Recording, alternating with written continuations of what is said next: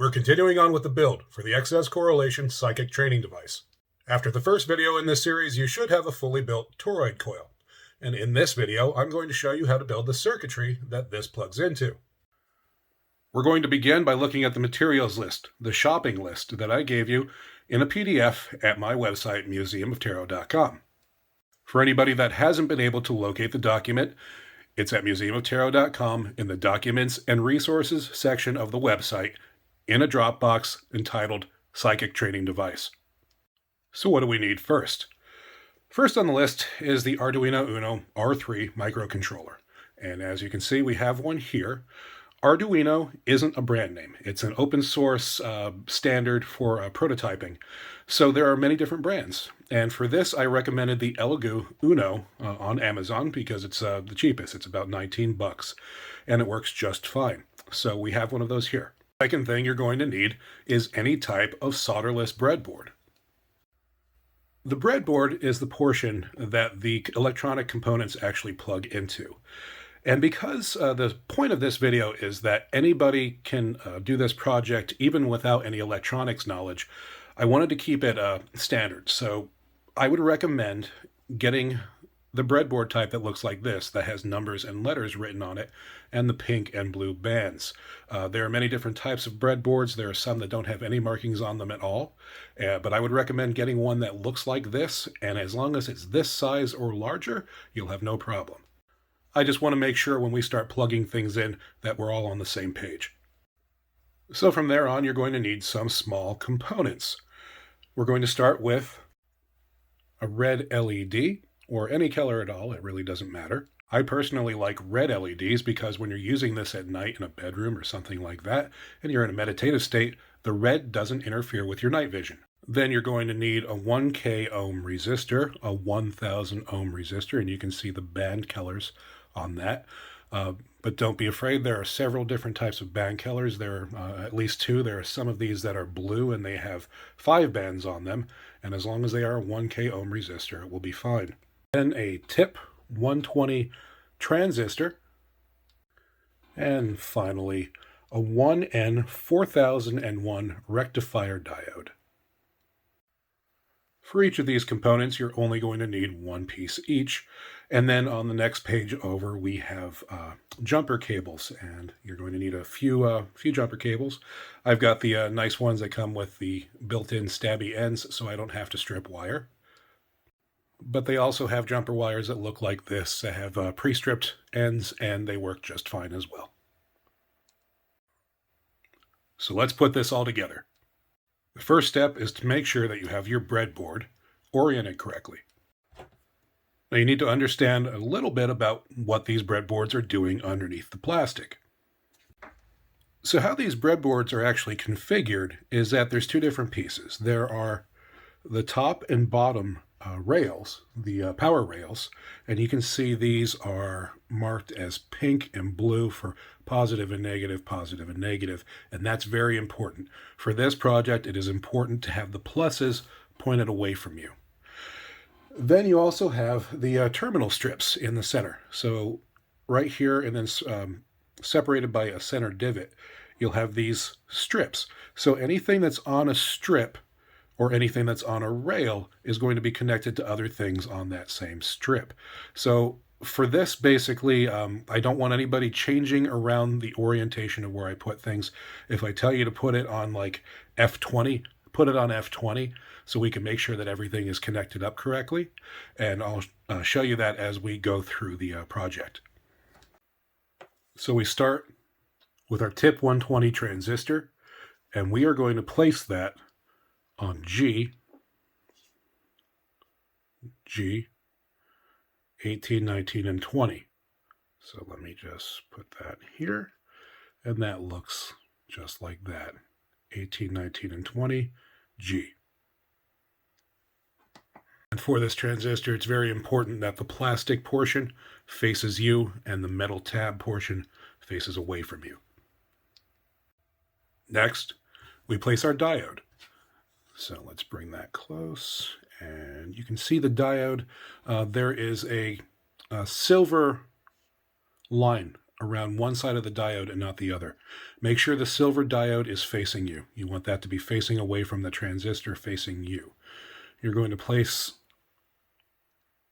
one end in 19, in J19, and then you're going to take the other end and just put it on the positive rail.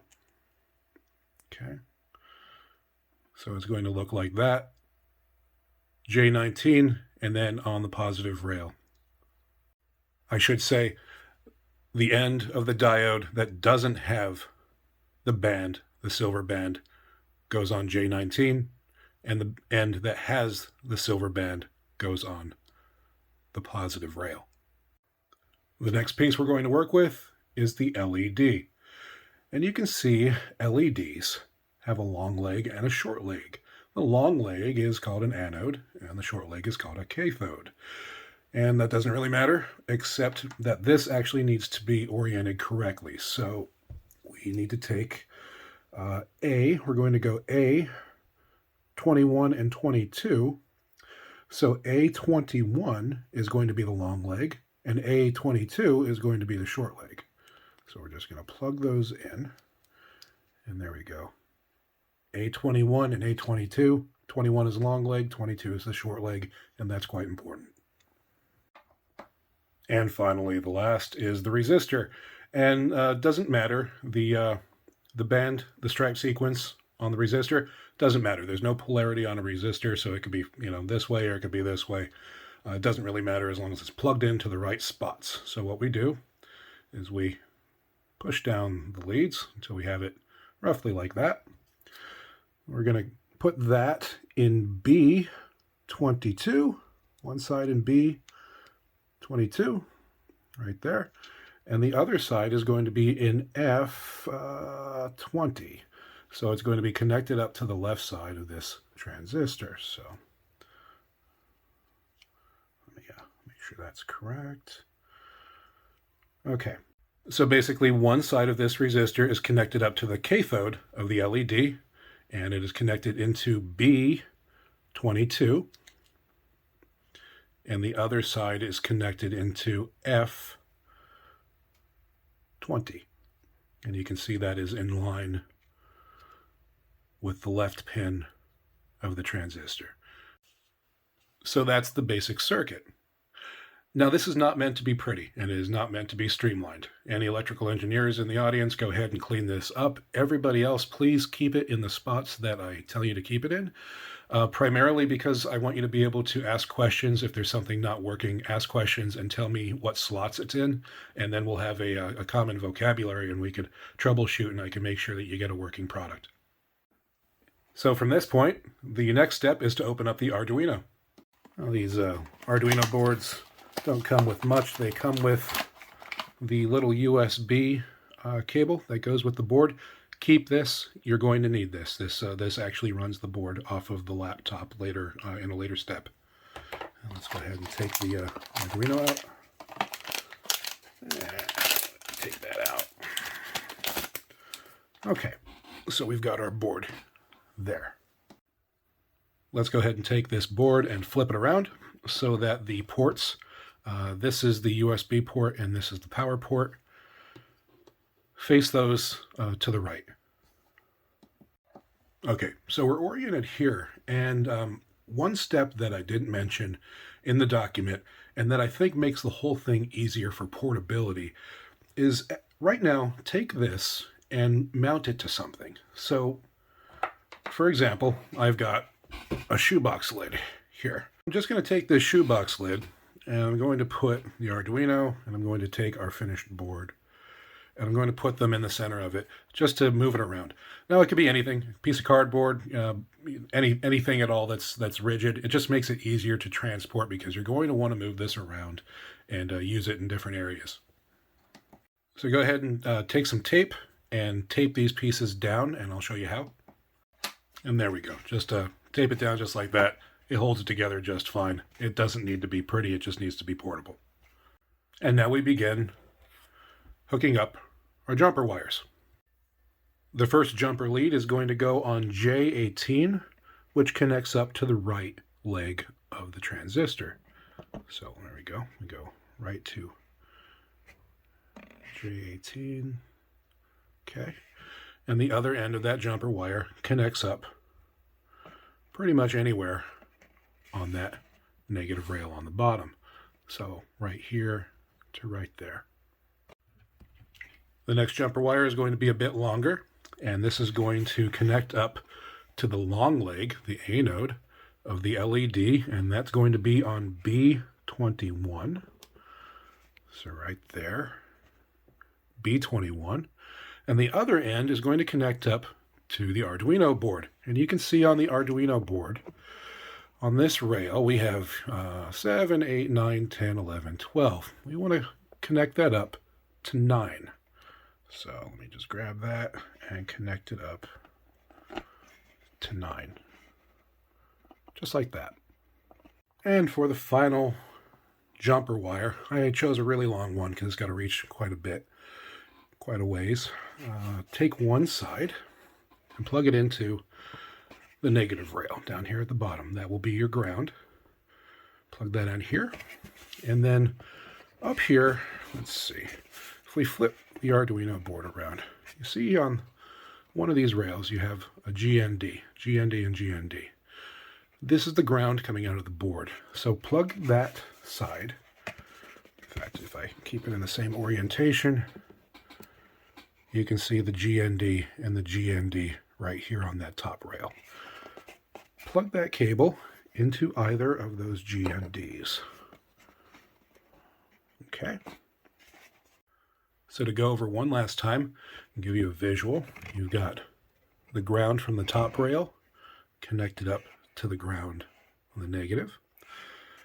You've got the 9-pin connected up to the anode, the long end of the LED. You have the circuit that you built. And you've got the right leg of the transistor connected up to the ground rail as well. So as simple as it is, this is the circuit. Now when we actually plug in the two leads from the toroid coil that we made, they'll plug into two open areas on this board, but I'll show you that step when we get to it. Right now this circuit is functioning, it will light up, it will power up. It does not have the program to drive the unit, and it doesn't have the coil attached to it, so it doesn't have an output. It won't give off any magnetic frequencies, but this is functioning now. And to prove that to you, I'm just going to plug in one end to my laptop, and it will power on for a second. And again, there's no program, but you'll see it all light up. See, that wasn't terribly difficult to put together now, was it? Well, it's not beautiful, but it is pragmatic. With this, you can do the same experiments that Dr. Persinger was doing. This does work. And if anybody wants the more professional version that runs off a 9-volt battery with the push of a button, I'm beginning to manufacture these, and they're in my shop at museumoftarot.com, so go check them out. In the next video, I'll show you how to take the coil that we built and connect it up to the board, and how to upload the program to the board. Now, I have to stage these videos out in kind of a strange way because TikTok has me shadow banned. So one of the most popular videos that everybody was asking for was how to do this build, and it's got the lowest views of any video that I've ever done, which is really interesting to me. So I'm going to try to stage these out and get around the algorithm so everybody can see this, and they'll be on TikTok, they'll be on Instagram, and they will be in their full form on YouTube. So please check me out, like and follow.